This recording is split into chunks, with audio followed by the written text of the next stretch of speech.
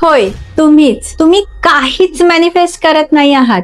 तुम्ही फक्त इमॅजिन करता आणि मग त्याच गोष्टीला स्वतःच नकार देता. तुम्ही म्हणता मला चांगलं आयुष्य हवं आहे, पण जरा थोडस काही चुकीचं घडलं की तुम्ही लगेच वाईटातला वाईट विचार करायला सुरुवात करता.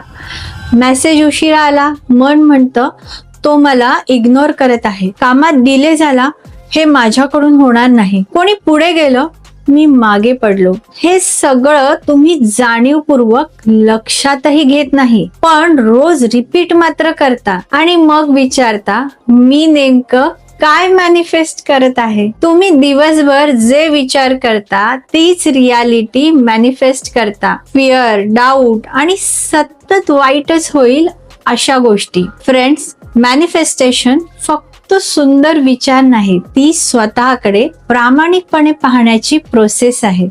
आणि आता तुम्ही तुमचं फ्युचर अट्रॅक्ट करत नाही आहात, तुम्ही नकळत ते स्वतःच बिघडवत आहात. आता ऑनेस्टली सांगा, तुम्ही दिवसभरात जास्त काय करता?